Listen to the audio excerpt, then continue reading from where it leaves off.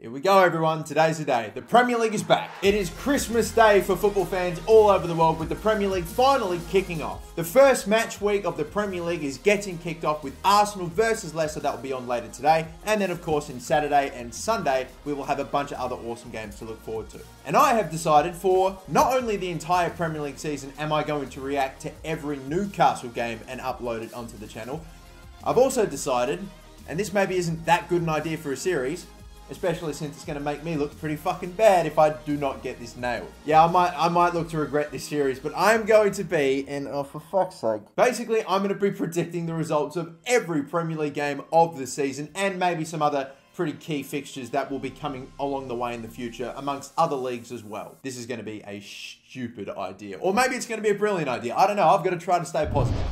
But alright, let's go with the first prediction of the entire series, the first game of the Premier League on tonight. It's Arsenal versus Leicester City. Now, if I'm going to pick a winner out of these two, and of course it could end up being a draw, but I'm pretty sure there is going to be a winner in this game, I can really only see one team winning it, and that's obviously the home team and the current Community Shield champions, the ones that just won it only a few days ago, Arsenal. I think they'll be feeling pretty good, feeling confident after beating the champions of the Premier League last season champions anyway, literally just a few days ago. They'll be feeling good, playing at home in front of their fans as well. I think they'll be up for it, and Leicester City, obviously last season, did not start well at all. They bloody lost to Hull City, a team that would inevitably get relegated that season as well, like 2-1. Are they going to have another slow start under Craig Shakespeare? Who knows? We don't really know what's been going on in the off-season with Leicester, apart from the fact that they have done some decent business in the transfer window, so maybe that might help them out in this game. I'm sure it will. But I don't think it's going to be enough to help them out. I'm going to say that Arsenal win this game, and I'm going to give Leicester a goal, but I'm still going to say that Arsenal win, not just 2-1, I'm going to say 3-1 win for Arsenal. I'm going to say they're probably going to try to go for a statement win if possible. Like, honestly, there's a lot of people, almost myself included, that are somewhat writing off Arsenal this season. They don't think that with Europa League hanging over that they've got to deal with that. They might not be able to make top 4 or even challenge regardless, let alone for the Premier League title. I think they're going to try to go out there and do bits after winning the Community Shield. So yeah, 3-1 for Arsenal. Now for the next game in the Premier League season coming up, it's going to be another interesting one. Watford versus Liverpool. This is going to be another maybe tough one to pick. I know that might sound silly. A lot of people are probably going to go with Liverpool away from home, but the fact is that Watford, when it comes to one of those teams that you think of, potential relegation fodder in the Premier League, out of every single one of those teams, Watford have definitely had the better transfer window. They brought in so many amazing players for them. I don't know if that's going to be enough to change their fortune a little bit, plus the new manager in Marco Silva, of course. Hopefully he should be decent for them, for at least for their sakes anyway. But the fact of the matter is, Watford at home, over the last couple of, year or so, have been very inconsistent. They've either been great or they've been trash. And Liverpool away from home have been surprisingly consistent. If you actually want to take a look back, when it comes to performing away from home, they're normally one of the better sides that do it. And of course, I don't know if Emre Can's going to be playing in this game, but is he going to try to top the absolute ridiculous goal that he scored last season, which I think was actually voted the goal of the season? Yeah, but either way, I'm sure it's not only going to come down to Emre Can. I think Liverpool probably going to win this game. I'm not going to say it'll be a super comfortable win. I think they'll probably get a 2-0 win in this one. I know that sounds maybe not too comfortable, but I'm going to say 2-0 for Liverpool. Now for the next game, which is Chelsea versus Burnley at Stamford Bridge. Now, I cannot think of one conceivable way, unless Diego Costa starts coming off of the bench or something like that and decides to score an own goal. That is probably the only way that Burnley could possibly, surely win this game. Burnley away from home have been absolute utter garbage for the longest amount of time. They are the team that I put in 20th. I genuinely think that this is the team, when it comes to all the teams that weren't coming up from the Championship last season, of all the existing Premier League teams that are probably going to get relegated, and they are going to the home of the goddamn champions in Chelsea, who I don't think have gotten any stronger or weaker, so they should be just as good if they can continue to perform. And on top of that, Chelsea have just lost. They are reeling from the Community Shield loss only a few days ago to Arsenal, so you know they're going to want to bounce back. And against Burnley, I think they're in for a rough day, and I'm going to say a 3-0 win to Chelsea. This next one's another interesting one. It's going to be Crystal Palace versus Huddersfield. Now, I think a lot of people would imagine that these two teams are, again, going to be maybe in a relegation scrap toward the end of the season. Maybe some people are optimistic for Huddersfield, maybe some people are optimistic for Crystal Palace. But the fact of the matter is, this game at home against Selhurst, or at Selhurst Park, should we say, it is a tough one to gauge. Huddersfield, when it comes to the 3 recently promoted teams, they've actually outspent Newcastle, or at least at this stage. And some of the players that they brought in should end up being quite decent for them. They have smashed their recent transfer record, that's for sure. Crystal Palace, on the other hand, haven't really had an awful lot of transfer activity. Ruben Loftus-Cheek on loan's good. Riedewald's okay as well. And Frank de Boer going in as manager. It's too early maybe to say if he's going to be quite decent for them, but this is a tough one. And even though I've picked a winner for every game so far, I think this will probably be... yeah, I'm going to give this a draw. I'm going to say a 1-1 draw. Maybe even a goalless draw. No, I'm going to say a 1-1 draw. That's what I'm going to go for. Now for the next game, which is Everton versus Stoke. What a game this is going to be, by the way. I'm very interested to see how Everton are going to kick off their season without Romelu Lukaku. They've made an insane amount of transfers. They've really done everything that they can to try to replace him and to build a solid squad off the back of pretty much just his transfer alone. They probably had the cash to do just that, and they have brought in some very nice options, especially going forward. Sandro Ramirez, watch him. I think he'll be a great...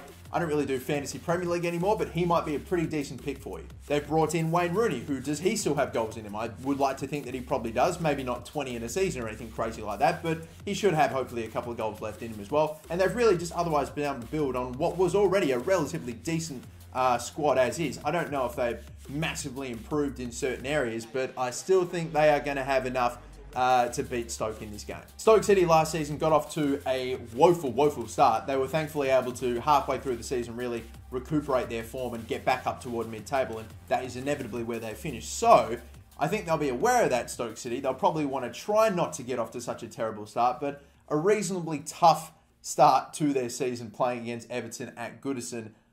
I think Everton will win this one, and I'm just going to say it's a 1-0 win. The next one will be Southampton versus Swansea City. Another interesting game because obviously there's some controversy when it comes to transfers regarding Southampton and one player in particular, Virgil van Dijk. I don't know if he's going to play. I would doubt that he would, or at least if he's in the middle of potentially on a way to Liverpool, he's requested a transfer.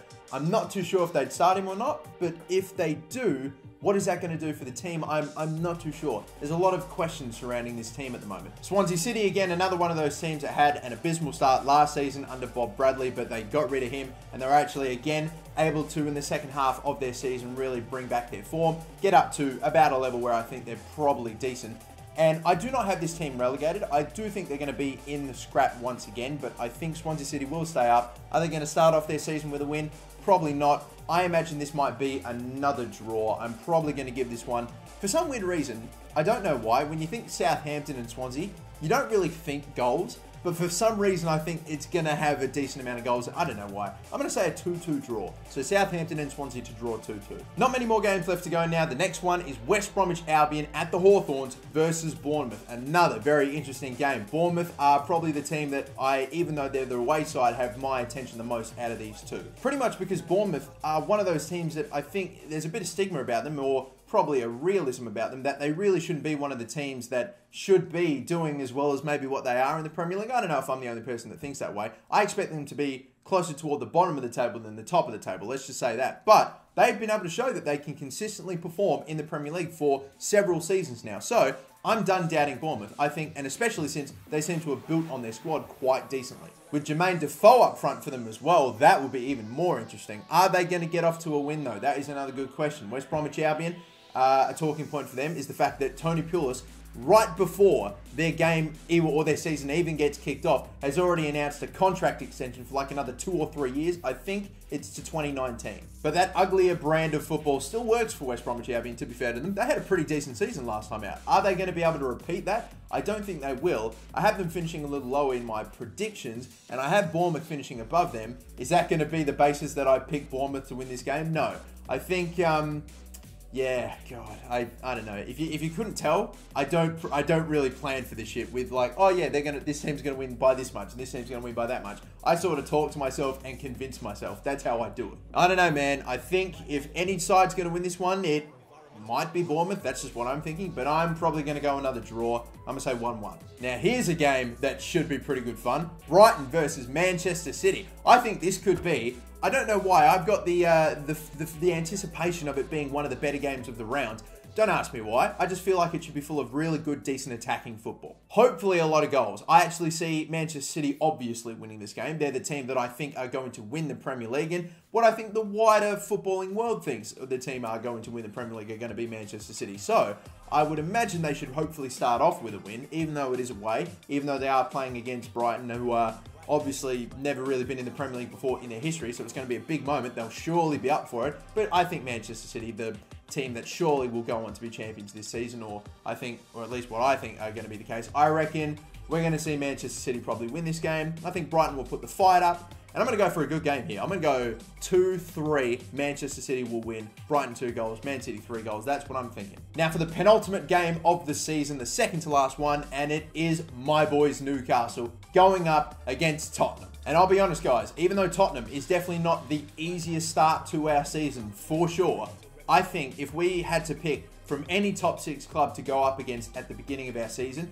I would pick Tottenham 100%. We seem to have a tremendous record against Tottenham. I think we have beaten them the last 3 or 4 times that we've come up against them. The last time that we did, we bloody won 5-1. We were already relegated, and they were trying to finish second and ended up finishing third, and we let Arsenal finish above them. So we have had the last laugh over Tottenham for quite a while now. Are we going to be able to continue that though? That is the question. We seem to be that team. We really do seem to be Tottenham's bogey team. I'll just be totally honest. I don't think a lot of people can doubt that. I don't even think Tottenham fans can doubt that. But will it continue on in this game? I will say this though. I do remember playing a season opener against Tottenham, and I believe this was way back when Hatem Ben Arfa was in the side. And we ended up winning this game 2-1 way back a couple of years ago, this season opener against Tottenham, also at St. James's Park. Is history going to repeat itself? It's a biased pick. It is a ballsy pick in my opinion, but I'm going more with the heart than the head here.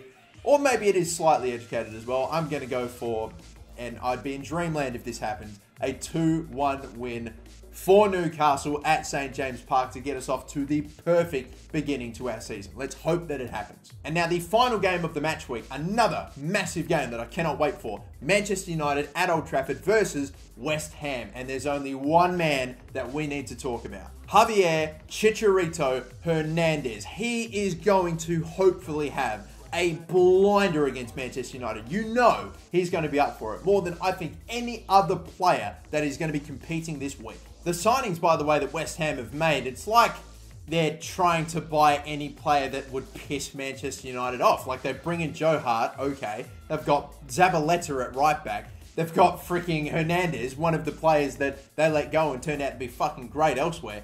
It's kind of crazy. So I think that the fans will be quite vocal in this game as well, and they'll be fucking giving it to the West Ham players. And then you've got Pogba as well, who's going to probably be playing in a more attacking advanced role with the signing of Matic and his defensive capabilities. I've already spoke about this before in my Premier League prediction, but the fact that he's going to be able to go forward and attack more and have less, responsibilities at the back, I think those two should be in for a relatively good season. I don't think Lukaku is going to suddenly forget how to score goals now that he's at a slightly bigger club with a little bit more expectation on him. No, he should still be able to bang in something like close to 20 goals this season. That is the expectation. Are they going to win this game at home to start their season?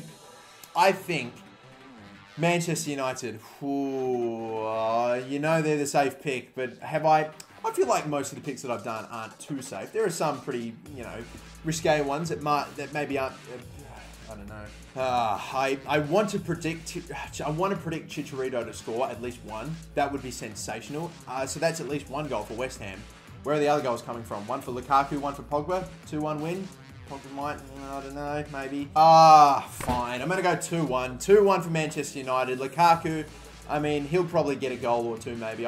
We all expect him to anyway, to really be decent for them. I'm going to predict Chicharito. I'm more hoping Chicharito scores just because of the scenes, the absolute scenes. And now recapping all the predictions, these are the scores that I have given. Let me know what you think, and of course, let me know your predictions for the match week. Okay then, I'm in this. I've started, and now I'm going to keep it going. You are joking me. This is a bad idea. I know it is.